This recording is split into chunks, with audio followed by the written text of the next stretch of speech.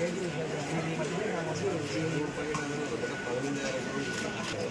குழுக்கு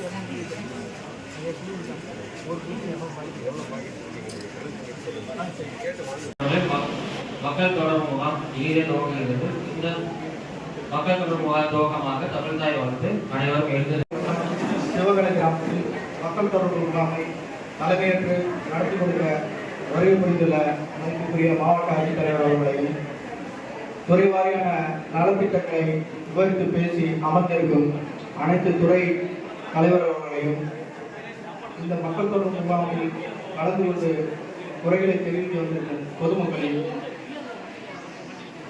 பயனாளிகளை நலத்திட்ட உதவிகளை பெற வருகை புரிந்துள்ள பயனாளிகளையும் வாழ்த்துறை வழங்குவதற்கும் ஊராட்சி மன்ற தலைவர் அவர்களையும் வட்டாட்சியர் அவர்களையும் அனைவரும் வருவதற்கான வரவேற்பை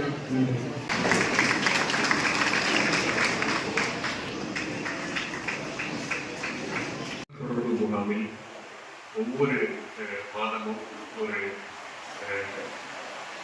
மிக தொலைதூரத்தில் அமைந்திருக்கக்கூடிய ஒரு கிராமத்திற்கு தேர்ந்தெடுத்து மாவட்ட ஆட்சித்தலைவர் அதே போன்று இருக்கக்கூடிய மாவட்ட நிலை மற்றும் தோட்ட நிலை அலுவலர்கள் அனைவரும் டெபுட்டி கலெக்டர் லெவல் ஆஃபீஸர்ஸ் எல்லாரும் ஒரு மக்கள் தொடர்பு முகாமை நடத்தி கொண்டிருக்கிறோம். இது மிக நீண்ட நாட்களாக நடைபெறக்கூடிய ஒரு குறைதீர்ப்பு நிகழ்வு. இந்த நிகழ்வில் நமது மாவட்டத்தில் இருக்கக்கூடிய அனைத்து துறை அலுவலர்களும் பங்கேற்று அவர்களுடைய துறை சார்ந்த விளக்கங்களை அளிப்பதற்கும் அவர்களது துறை சார்ந்த கோரிக்கைகள் ஏதேனும் இருந்தால் அந்த கோரிக்கைகளை எல்லாம் மனுக்களாக பெற்று அந்த மனுக்களை முழுமையாக பரிசீலனை செய்து இந்த தொடர்பு முகாமிற்கு முன்னால் நடத்தப்படக்கூடிய முகாம்களில் அந்த மனுக்களை பெற்று இந்த தொடர்பு முகாமில் அதற்கான தீர்வுகளை கொடுக்கும் ஒரு நிகழ்வாக இதனை நீண்ட நாட்களாக நமது மாநிலத்தில் நடத்தி வருகிறோம். இதற்கு பிறகு பல்வேறு விதமான குறைதீர்ப்பு நடவடிக்கைகளை நமது அரசு மேற்கொண்டுள்ளது. குறிப்பாக ஒவ்வொரு திங்கட்கிழமையும் இருக்கக்கூடிய மாவட்ட ஆட்சித்தலைவர்கள் இருக்கக்கூடிய திங்கள் தின கோரிக்கை மனுக்களை பெறக்கூடிய அந்த நிகழ்வு டிடிபி சொல்வோம். அதுக்கடுத்தது இப்பொழுது கடந்த ஓராண்டுகளாக நடைபெறக்கூடிய உங்களை தேடி உங்கள் ஊரில் அப்படிங்கிற ஒவ்வொரு மாதமும் ஒரு குறிப்பிட்ட ஒரு வட்டாரத்தை எடுத்துக்கொண்டு ஒரு தாலுக்காவை எடுத்துக்கொண்டு அந்த பகுதியில் இருக்கக்கூடிய முக்கிய இடங்களை எல்லாம் பார்த்து அங்கும் அந்த தாலுகா அலுவலகத்தில் மனுக்களை பெறக்கூடிய நிகழ்வு.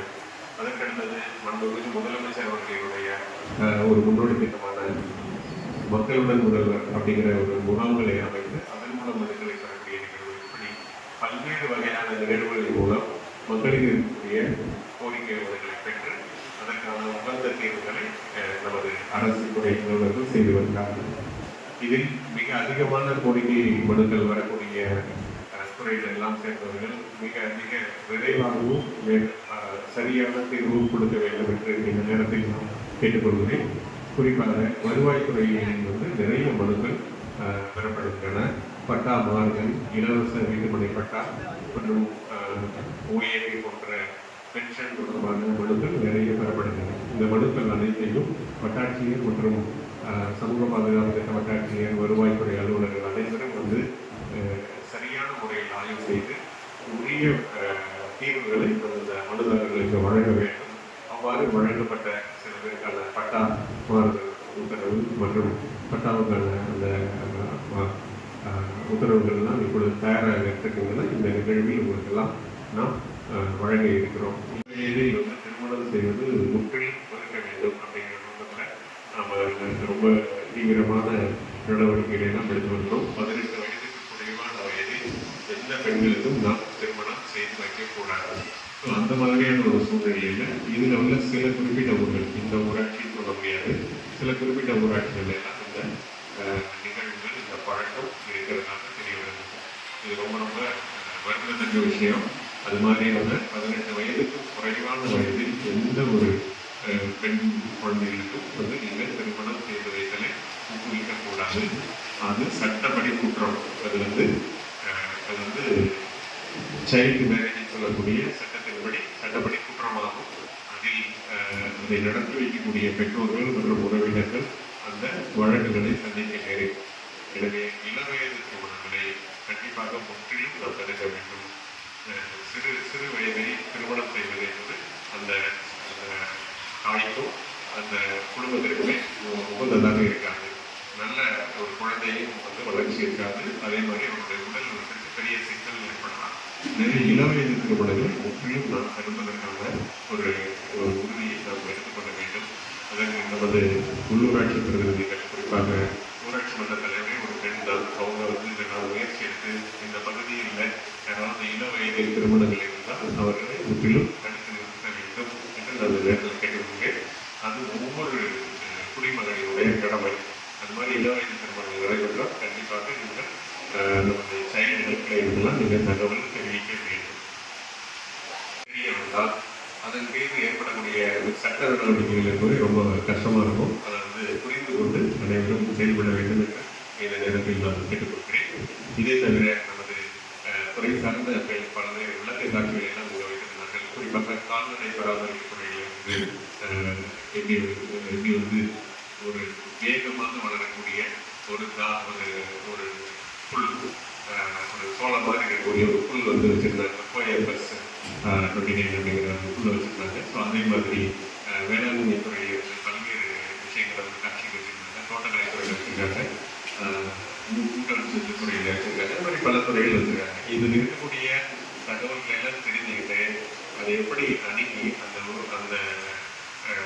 நல்ல நல்ல நல்ல ப்ரொடக்ஷன், நல்ல மகசூல் கொடுக்கக்கூடிய தானியங்கள், விவசாய பொருட்களை எப்படி பயன்படுத்திக் கொள்ள வேண்டும் என்று அனைத்து விவசாயிகளும் அனைத்து பொதுமக்களும் தெரிந்து கொள்ள வேண்டும். ஏற்படக்கூடிய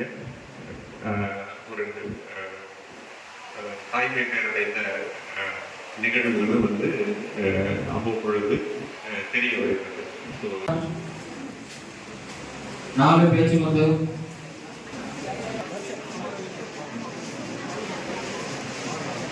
வசன் 6 பெருமாள், வசன் 9 தங்கம்மாள், வசன்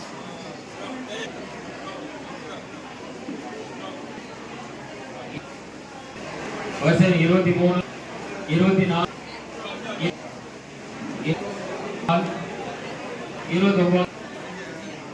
33 விக்ரமான், சுலேனா 52 கோட்மா 53 54 சிவரஞ்சனி 57 58 ஐஸ்வர்யா 59 பாராட்டு பெற்றுவார்கள். அடுத்ததாக துறை மூலம் பயன்படுத்த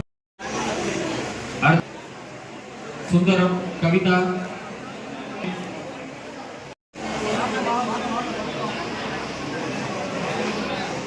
சுய உதவிகளும்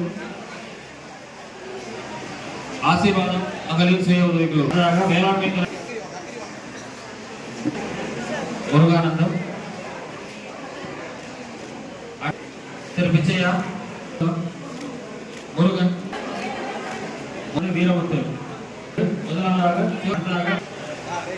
சிவபா, அடுத்ததாக